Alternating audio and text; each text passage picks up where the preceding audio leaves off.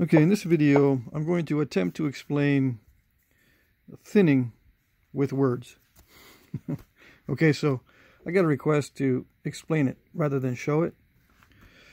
How to thin down a workpiece. I call it a workpiece.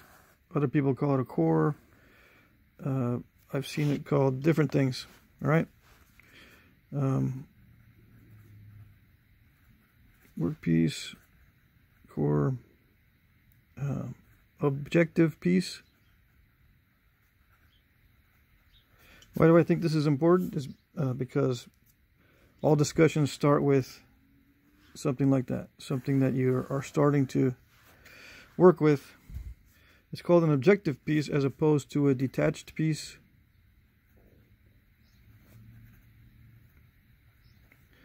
This is basically the core, and this is a flake. Okay. So this is what the archaeologists will call it many times. But I call it a workpiece. Okay, so it can be, you can do discussions on nodules or bifaces when you want to thin. Thinning a nodule is different than thinning a biface. Thinning, one of the rules is thinning an already thin piece is the most difficult thing in flint knapping. Okay? Thinning a nodule is not really a big deal for flint knappers, but thinning a thin piece is where the big deal starts to show itself. All right, so that's what I'll be discussing. Thinning thin pieces. And if I don't spell this right, oh well. Okay? Oh well. Now, to thin a thin piece, let's say you're really good at percussion work and you've got this thing down, and we talk about width to thickness ratios. Okay, you've got this down to 4:1. All right, with percussion work. Now, when I'm talking about thin, thin is less than 4:1. That's me. Okay, some will go less than 6:1. You can get down to 18:1 for the top level of thinning. Okay, how do you reach something that extreme? Guess how it's being done these days. Indirect percussion. Okay, the stuff I like to use. Now, there are many different styles of indirect percussion. I use what they are now calling a knee stick. I use the knee stick. That's what I invented, the knee stick. But there are many other ways to do this indirect percussion stuff. All right, there's a rocker punch. Generically, everything in this category is either a horizontal punch or a vertical punch. Okay, some knappers hold these in their hands while they're flint knapping, and it's not part of another apparatus or tool or jig or whatever. There's a shaft punch that's getting popular with abo knappers, which is very similar to billet work because you're working off a pad. Okay. Let's see, indirect percussion, rocker, horizontal, vertical, shaft. Now, of course, the knee stick. And I might have missed a couple in there. Anyway, this is just the background. Okay, so if you want to get, in my opinion, if you want to get thin flakes, you're going to have to use one of these techniques. Thin pieces to get down to less than 4:1. Now, you can argue with me and say that you're a napper, you can get 6:1 with simply percussion. Okay, fine. Perfect. You are able to thin a piece. Okay? I'm going to discuss how to thin a thin piece. The only way I know how to thin a thin piece is with very careful application of indirect percussion. Okay, so that's the first thing. So now let's get down to exactly what I do. This is going to get complicated because I do many things. I have techniques for soft and hard materials and tools. Soft material, soft tools, and hard tools as well. Not just stone. Okay, so it varies. The technique is not the same for these things. Right? It varies depending on this and how you match it up. Soft tool with hard stone is different from soft tool with soft stone. And all the other combinations. But I'm going to give you an overview of how it's mechanically done and information that you can use to conduct the thought experiment in your brain, just so you can wrap your mind around this. Because you can watch me all day long, right? And some people just don't get it unless they can visualize it and create a thought experiment in their brain that actually works before they can proceed. Okay, so this is a thought experiment. I want to get this down to half of what this, let's just say for an example, I want to thin it half of what it is now. But I want to get rid of this half, not that half. I like this side because it's flat. I want to get rid of this lumpy side, or these mistakes or whatever. That's, I would say 90% of your time you're going to, if you watch the way I do it, this is what I do, so this is my perspective. But you may also be doing it this way. Flatten one side and then take off the lumps from the other side. The easiest way to do this, okay, is to get the picture in your mind that you're not dealing with conchoidal fractures or conchoidal. I forget how to pronounce it or how to spell it. Get that out of your mind. What you are doing is you are peeling off flakes from the surface. You have to get it in your mind that you are peeling these flakes. It's a fracture, yes, and you're going to have certain terminologies that are floating around, like bulbs of percussion, bulbs of pressure, platform angles, direction of applied force, and various things.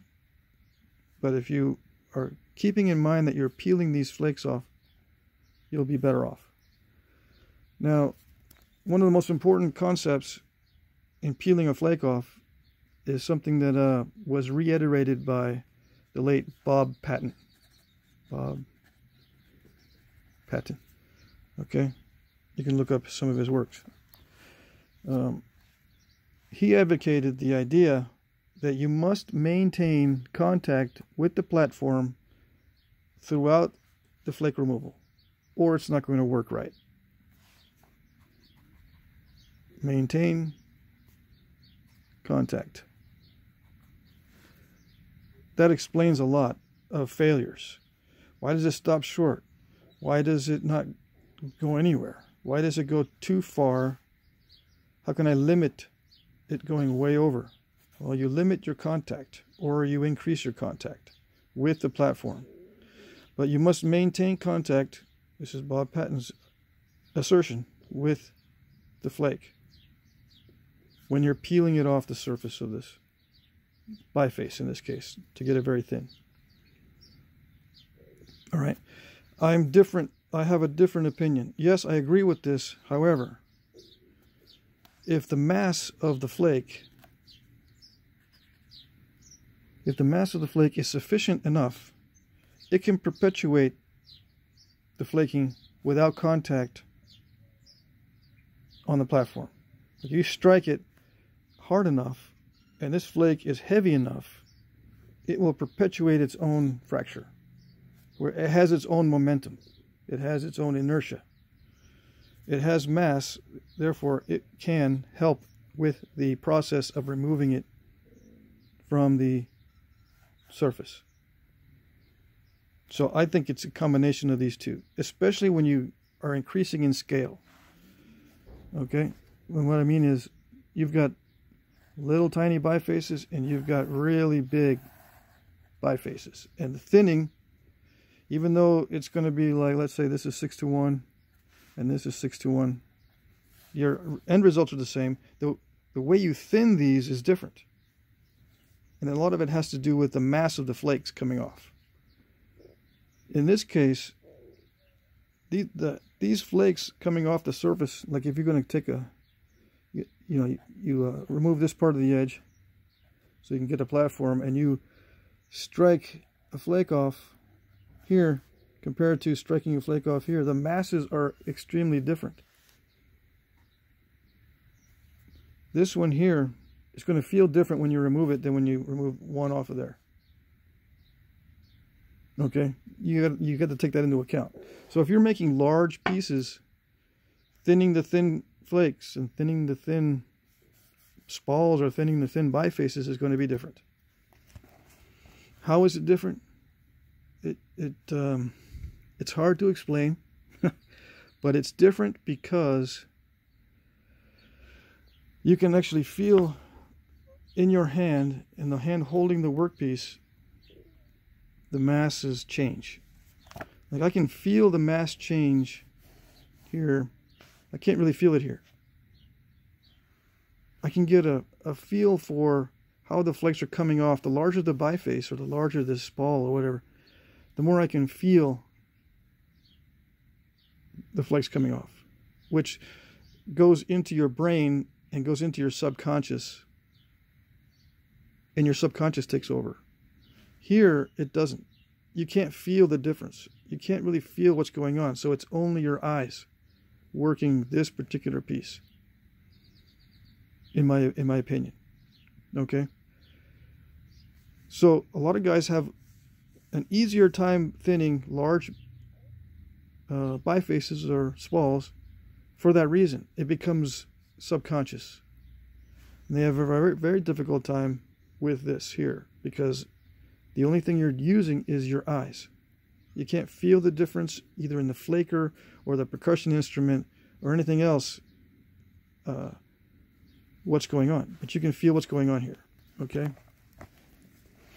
And especially when you get into very large pieces, you can feel the momentum of the flake itself. I don't know if that's true, but I think I can feel the momentum of the flake as it's coming off when I'm striking with a percussion instrument of some sort, either direct or indirect. Okay. Now, let's get down to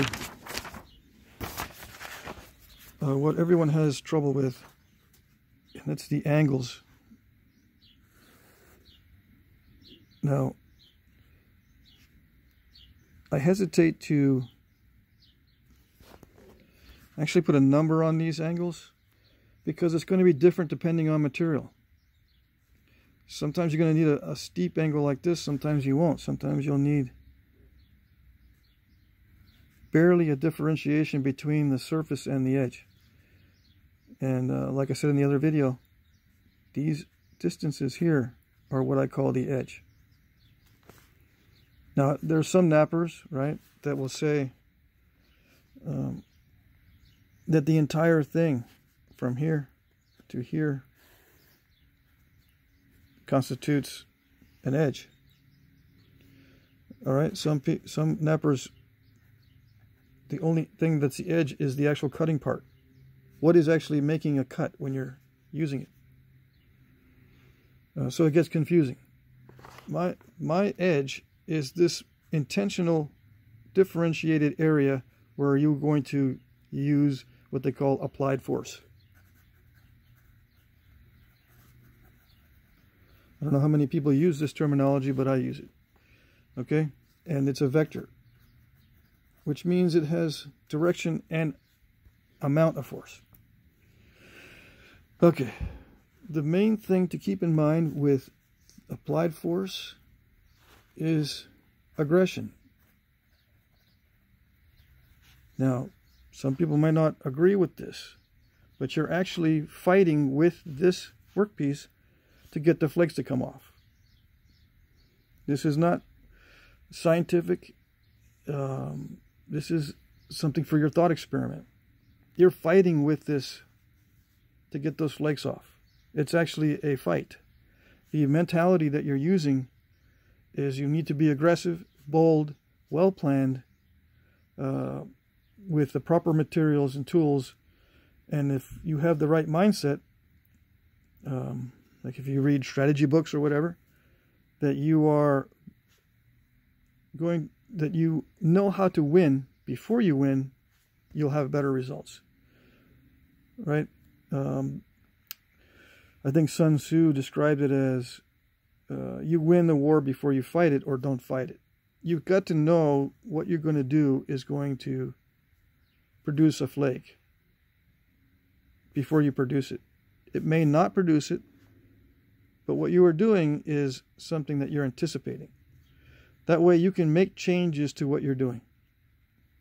And it's a feedback back and forth. You're actually fighting with this piece to get those flakes off. Do not be gentle with it, because it will defeat you. Okay, so the first thing is applied force has to be aggressive, which means you're going to be on the very verge of breaking this every time you hit it. If you're doing it right, if you're trying to seriously thin a thin piece, you will be on the verge of breaking it every single strike. That's the goal. That's actually the goal. And you want to remove the least number of flakes possible to get it thin.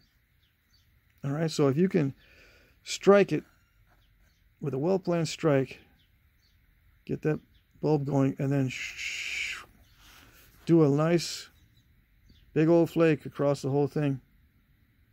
And that's all you need to do to get it thin in that area. Perfect. Okay. You don't want to be doing piecemeal type of things, because they will never reach the middle, and they will never carry over this far.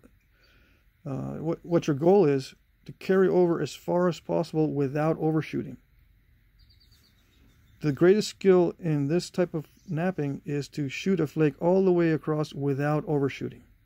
Not to actually overshoot. That's not the greatest skill. The greatest skill is to prevent the overshot just before it happens.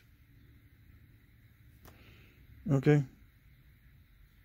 And there's a difference of opinion there, but I won't get into that. All right, so the mindset. The first thing I mentioned was, let's see.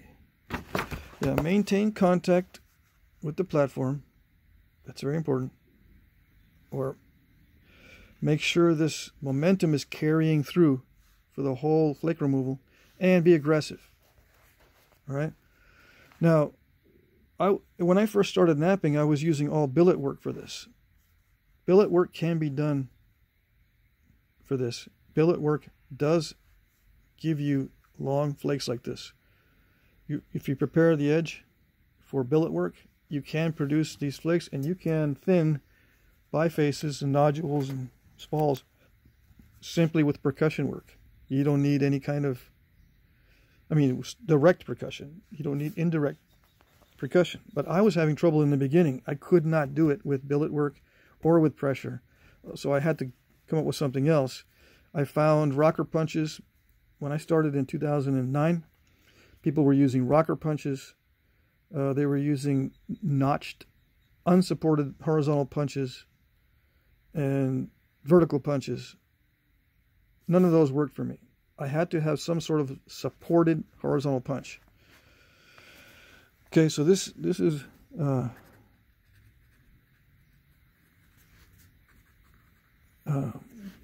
this is where I am going to be specific, because this is what I know.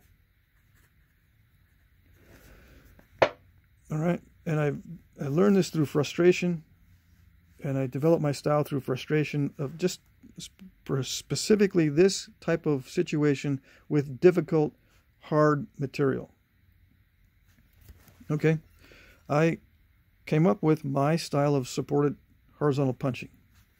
Now what I'm thinking that it's doing, and I could be wrong here, is something similar to another example of, I'm going to show you what I usually have in my brain for this kind of thing. Might be kind of corny or whatever. Anyway, just imagine a place setting right on a table.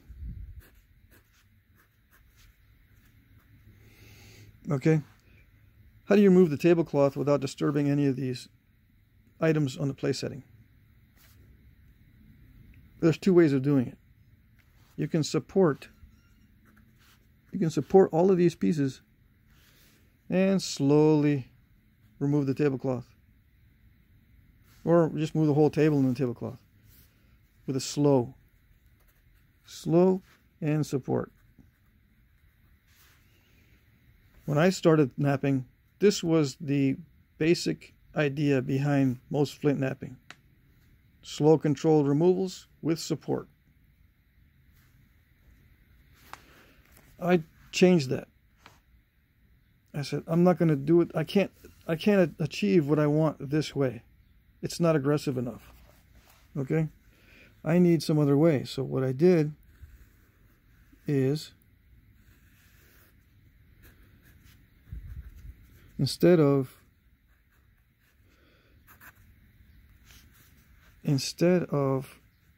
supporting all these, I grabbed this end of the tablecloth and I yank it as hard as I can. Okay? And everything stays in place. So, extremely fast. This is my technique. I don't use this technique of slow with support. I use extremely fast, aggressive, and risky. Okay, because if you don't do this right, all those plates, all those plate settings fly off the table. You've got to have the right technique for this. And the right technique is being very aggressive, very fast, and managing your risk. Okay, so when I hit the edge of the biface, if I'm trying to go very thin, I make sure that I've got, through experience, I make sure I've got that angle correct, that edge correct, the dimensions here correct, and the angle correct on the workpiece. The angle of the flaker is another thing also. However, my flaker is pretty stationary. That's why I call it a supported punch. It's stationary for the most part. What I angle is the workpiece. Okay? That's why I hold it in the air. I don't use a leg pad. I don't use any kind of support for the workpiece because I need to angle the workpiece. And I don't know how many times I need to repeat that to people who say that I should be using support. But I'm going to repeat it one more time. I don't use support for my workpiece like a leg pad because I need to manipulate the workpiece to get to the right angle. Okay. So I manipulate the workpiece. I tip it. And this is where I have unconscious takeover of what I do, because I'm using feel for what I do. All right, so then I strike, and this is all from experience, but after aggressive strike after aggressive strike after aggressive strike, I finally get the feel for what I need to do to get that flake to pop off and travel down. All right, and this is usually very aggressive. That's my default. I can back off if I want, if it doesn't work, or if it snaps in the middle, I back off. But I don't I don't tend to build up to more and more pressure because I get impatient with little flakes, and then try another larger flake on another biface and so forth. I get impatient that way, so I'd rather just break it, pull out a whole new one, and just try only long flakes on each one. Instead of, I have advised people to start this way with little flakes and then build up, because most people's mind works that way, I think. That you start off small and you just keep getting longer and longer and longer and longer. You know, build up your strength, build up your muscle memory, and build all that up. I don't tend to work that way. I go straight for the result. It may not be a good strategy. You know, it probably isn't in many cases, but that's what I do. And maybe some of you guys do it too, and that's why you're having trouble with this method of trying to build up little by little. You end up, you know, always creating stuff like this that looks like a football from cross-section. I'm using the viewfinder. You know, it looks like this, and you've got like 2-to-1 width to thickness ratio. That's not good. It's good for some artifacts, but a lot of you guys are ending up like this and you're totally frustrated. You've got to be aggressive and just crack that sucker right in half. Okay? And once you can get that done, you're going to need to refine your technique by being more careful next time. Okay? But you've got to be aggressive. Now, these angles and stuff are explained in another video that I did. And it's actually a series. I'll put the link in the description. But it's called Flintknapping Long Flakes. I think the title is a little bit longer than that. Okay. So I'm going to put a link to this series, or to these videos. I think there's 4 videos in the series in the description. Okay. So getting back to this, I still haven't answered the question of how I do this. Except for telling you it's like subconscious. My subconscious takes over. I'm going to try to give you the quickest explanation and simplify it down to a couple of things. Let me think here. Okay.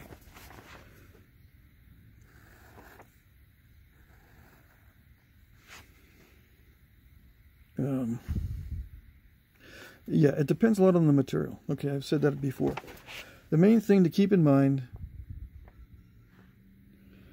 is I often tell people don't bite off more than you can chew. Right? Let me explain that. Don't bite off more than you can chew. Don't try to do way too much. But I just went over being very aggressive and all that, and I started out by just going straight for the end result. Yeah, I know. It's hard to explain. The reason why a lot of you guys are failing, and the way I failed in the past, is I bit off more than I could chew. And you learn that over time. You learn how much you can bite off. So don't bite off more than you can chew.